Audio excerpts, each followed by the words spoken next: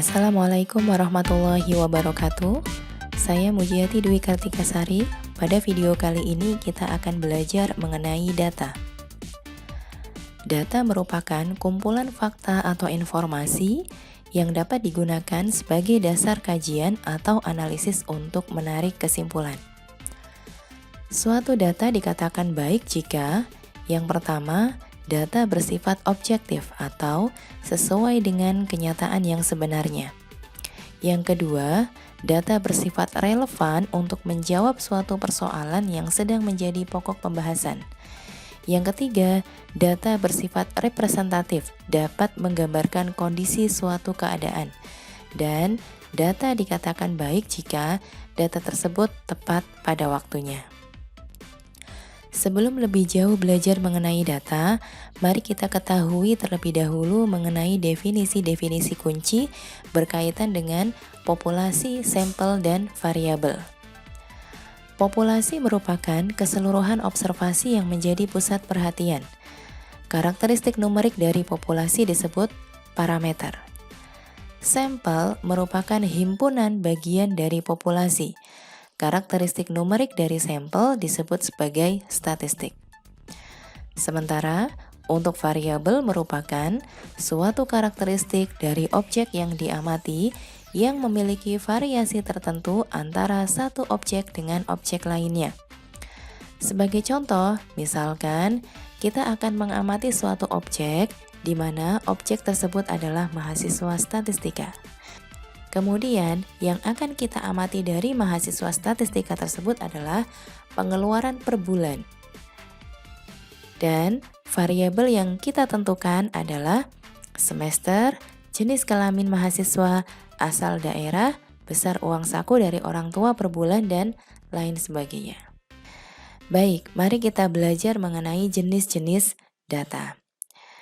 Data dapat dikelompokkan menjadi dua, yaitu data kategorik dan data numerik.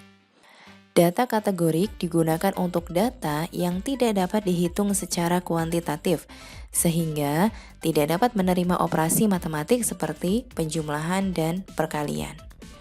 Sementara, data numerik digunakan untuk data yang dapat diukur secara kuantitatif, sehingga dapat menerima operasi matematik. Sebagai contoh untuk data kategorik yaitu jenis kelamin, status perkawinan, tingkat pendidikan seseorang. Data numerik dibagi menjadi dua, yaitu data diskrit dan data kontinu. Data diskrit merupakan data yang diperoleh dari hasil menghitung, bukan mengukur. Misalkan jumlah penduduk per RT, banyak anak per keluarga, jumlah mahasiswa statistika per tahun. Kemudian, data kontinu merupakan data yang diperoleh dari hasil pengukuran, yaitu data yang besarannya dapat menempati semua nilai yang ada di antara dua titik. Misalkan, berat badan, konsumsi BBM per liter, hasil panen padi. Dalam konteks analisis statistik, data dapat dibedakan ke dalam 4 jenis skala pengukuran. Yang pertama yaitu skala nominal. Skala nominal merupakan skala yang semata-mata hanya sebagai penggolongan agar dapat dibedakan saja dan tidak mengukur besaran. Sebagai contoh, dalam pengkodean jenis pekerjaan, kode 1 untuk petani, kode 2 untuk pedagang, dan kode 3 untuk PNS. Hanya untuk pengkodean jenis pekerjaan saja dan tidak berarti nilai petani lebih rendah dari pedagang dan PNS. Yang kedua, skala ordinal. Skala ordinal hampir sama dengan skala nominal. Hanya saja, selain untuk membedakan, skala ordinal sudah mempunyai urutan tingkatan. Dalam skala ordinal, angka 2 memiliki nilai lebih tinggi daripada 1. Meskipun demikian, jarak antara 1 dan 2 tidak dapat dijelaskan. Sebagai contoh, dalam tingkat kepuasan, sangat puas bernilai 4, puas bernilai 3, cukup puas bernilai 2, dan tidak puas bernilai 1. Angka-angka ini memiliki makna bahwa 2 lebih besar dari 1, 3 lebih besar dari 2, dan seterusnya. Namun, jarak antara 1 dan 2, 2 dan 3 dan lainnya tidak memiliki makna apapun. Skala yang ketiga yaitu skala interval. Skala interval merupakan skala yang dapat menunjukkan tingkatan dan angka yang berurutan memiliki jarak yang sama. Ciri utama skala interval adalah tidak mempunyai titik nol mutlak sehingga operasi perbandingan tidak dapat dilakukan. Sebagai contoh, pada pengukuran suhu dengan standar derajat Celcius. Suhu 40 derajat Celcius dan 20 derajat Celcius memiliki selisih yang sama dengan suhu 70 derajat Celcius dan 50 derajat Celcius, yaitu sebesar 30 derajat Celcius. Akan tetapi, suhu 40 derajat Celcius tidak berarti 2 kali lebih panas dari suhu 20 derajat Celcius. Demikian juga bahwa suhu 0 derajat Celcius tidak berarti bahwa tidak mempunyai panas. Yang keempat yaitu skala rasio. Skala rasio merupakan skala pengukuran tertinggi. Selain dapat membedakan, menunjukkan tingkatan, dan memiliki jarak yang sama antar dua nilai yang berurutan, skala rasio dapat dibandingkan karena memiliki nol mutlak. Contohnya adalah tinggi badan, harga barang, jumlah produksi, dan lain sebagainya. Berdasarkan skala pengukurannya, maka data kategorik memuat skala nominal dan skala ordinal, sementara untuk data numerik memuat skala interval dan skala rasio. Kita bisa melihat perbedaannya dari tabel berikut untuk masing-masing skala. Untuk skala nominal hanya mempunyai sifat dapat dibedakan, skala ordinal dapat dibedakan dan ada urutan dalam tingkatan, skala interval dapat dibedakan, ada urutan tingkatan, memiliki interval yang sama, dan skala rasio dapat dibedakan, ada urutan tingkatan, memiliki interval yang sama, dan dapat dibandingkan.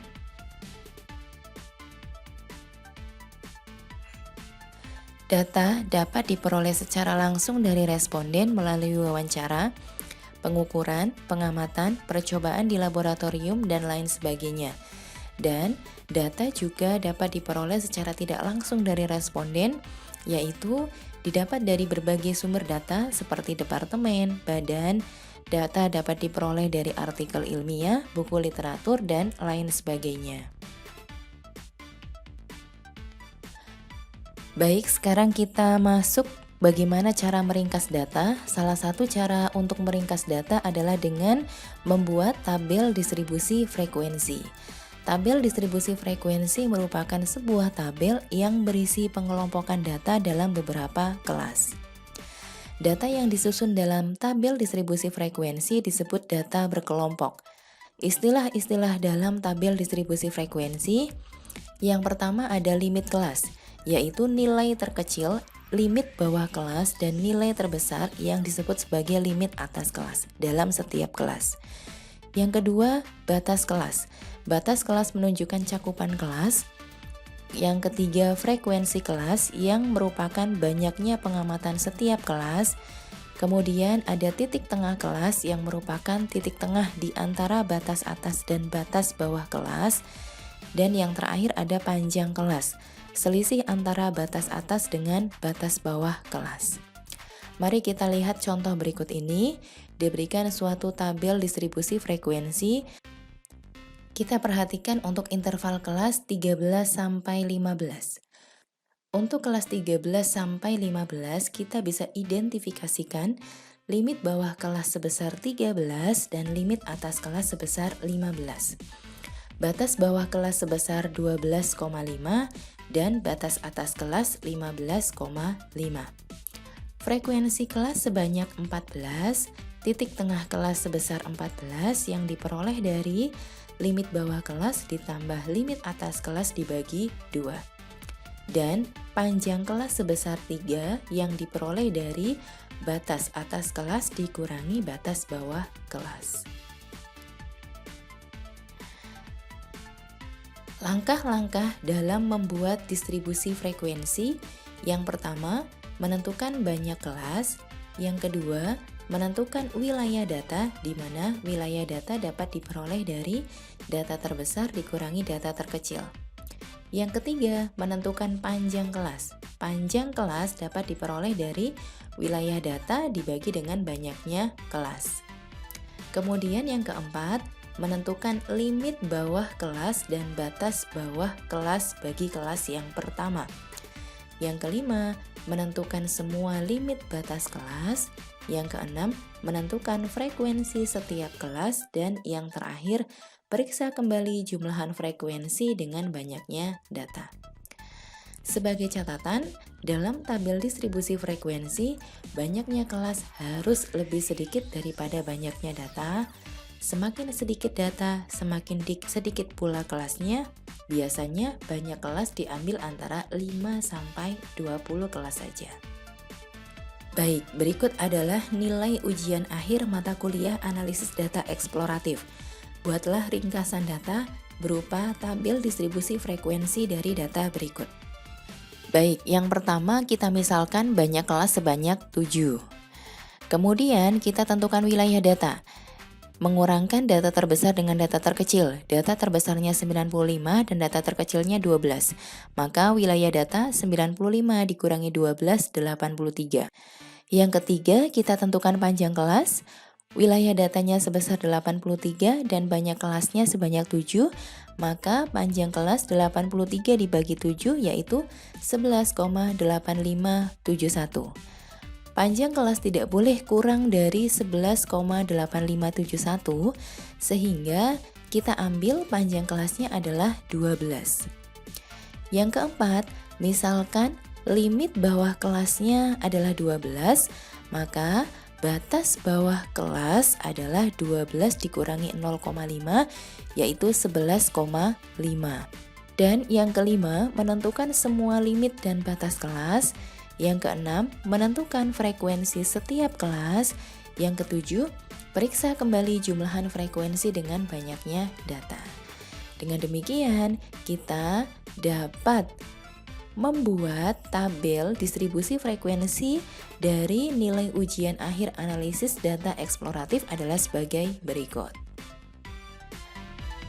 Baik, terima kasih. Semoga bermanfaat. Sampai berjumpa kembali pada video selanjutnya. Assalamualaikum warahmatullahi wabarakatuh.